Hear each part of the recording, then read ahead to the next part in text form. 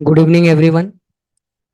आज की क्लास में हम सीखने वाले हैं किस तरीके से, जैसे आप यहाँ इस वर्कबुक पर देख रहे हैं, डिपार्टमेंट वाइज पेमेंट और डिपार्टमेंट वाइज सेलिंग, किस तरीके से हम डिपार्टमेंट के अकॉर्डिंग पेमेंट करते हैं लोगों को, या फिर हम किस तरीके से कॉस्ट सेंटर का उपयोग करके डिपार्टमेंट वाइज माल बेचते हैं। तो ये जो टॉपिक है, तो सबसे पहले तो हम ये बात देखते हैं कि भाई किस तरीके से पेमेंट होता था पहले। मतलब ये टॉपिक पढ़ने से पहले पेमेंट कैसा होता है, देखिए क्रिएट पर हम जाते हैं। क्रिएट पे जाने के बाद आपने नाम लिखा अमन, और जब आप अपने तरफ से पेमेंट करेंगे तो उसका अंडरहेड हम लिखते हैं इनडायरेक्ट एक्सपेंसेस। एक्सपेंसेस लिखने के बाद अमाउंट आपने लिखा, यहाँ आप कैश लिखते हैं। तो यहाँ पर आप देख रहे हैं कि यहाँ पर किसी भी तरीके का डिपार्टमेंट शो नहीं हो रहा है। मतलब हम अमन को पेमेंट तो कर रहे हैं, लेकिन हम ये नहीं बता पा रहे हैं कि एक्चुअल में अमन है कौन। मैनेजर है, असिस्टेंट है, एग्जीक्यूटिव है, ये हम कहीं भी डिफरेंशिएट नहीं कर पा रहे हैं। तो इसको मैनेज करने के लिए हम क्या करते हैं, देखिए सबसे पहला काम आपका ये है कि ये जो गेटवे ऑफ टेली है, यहाँ से आप F11 प्रेस करें। F11 बटन प्रेस करने के बाद एक ऑप्शन आपके सामने आएगा, अनेबल कॉस्ट सेंटर। इसको हम यस करते हैं, और यस करने के बाद इसको हम एक्सेप्ट करेंगे। एक्सेप्ट करने के बाद आप जाएं क्रिएट पर।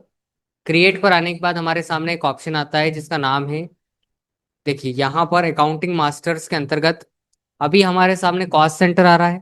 तो हम यहाँ से आएंगे शो मोर पे। शो मोर पे आने के बाद शो मोर पे आने के बाद हमारे पास एक ऑप्शन आता है कॉस्ट कैटेगरी। कॉस्ट कैटेगरी पे हमको जाना है। क्रिएट करने के बाद यहाँ आप लिखेंगे जैसे क्या है, मैनेजर। यहाँ लिखा आपने सेल्समैन। मतलब जितने भी पोस्ट हैं आपके पास वो हम यहाँ मैनेज करें। इतना करके हम चलते हैं सीधे बाउचर पे। बाउचर पे जाने के बाद आपको जाना है पेमेंट पर।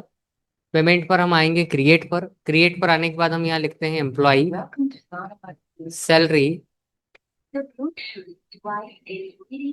इसका अंडर हेड हम लिखते हैं इनडायरेक्ट एक्सपेंसेस, और इस पूरे फंक्शन को हम सेव करेंगे कंट्रोल A से।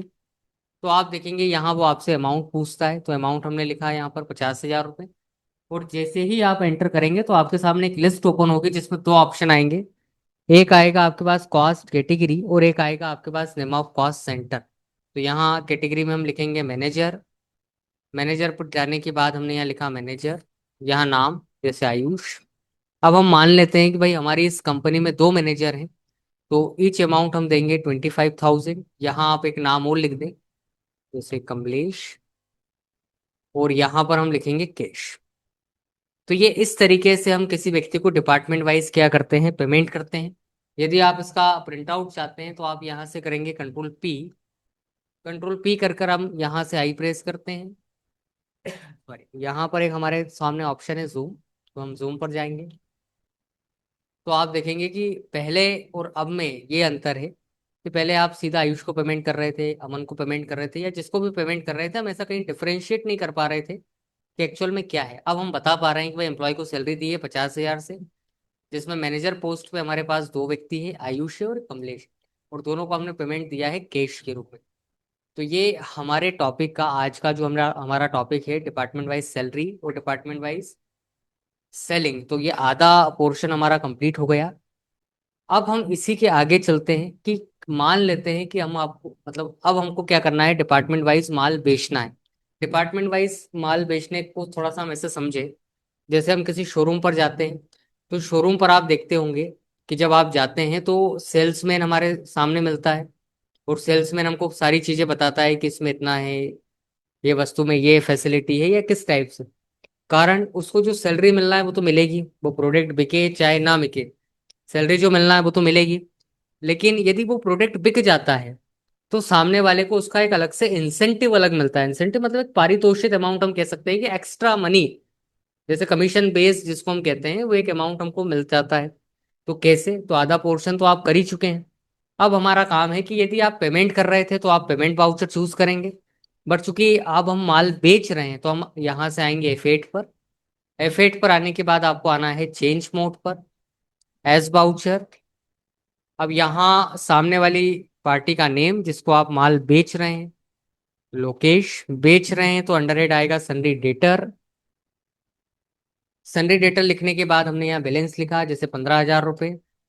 यहाँ आप लिखेंगे सेल्स। सेल्स का अंडर हेड सेल्स अकाउंट। अब हमारे सामने एक लिस्ट आ गई, name of item, quantity, rate और एक और क्या है, अमाउंट। तो यहाँ से आपको जाना है क्रिएट पर। क्रिएट पर आने के बाद आपने यहाँ नाम लिखा मॉनिटर। कन्वर्ट करेंगे हम इसको पीसेस में। पीसेस लिखने के बाद आप लिखेंगे दो। कीमत बता दी आपने 7,500 रुपये।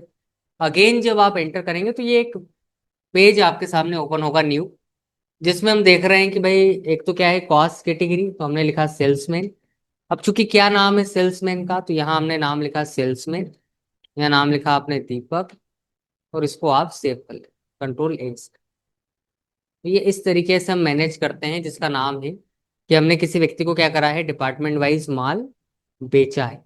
तो मैंने आज आपको दो टॉपिक कवर करवाए हैं। हालांकि ये जो दो टॉपिक है पहले मैं कवर करवा चुका हूँ, बट चूंकि रिकॉर्डिंग आपको नहीं मिली थी, या ये जो वीडियो था लैप्स हो गया था, इस कारण से ये टॉपिक हमने आज दोबारा रिपीट करा। तो इसको लेकर department wise payment, department wise selling को लेकर किसी तरीके का कोई डाउट, कोई क्यूरी हो तो आप पूछ सकते हैं।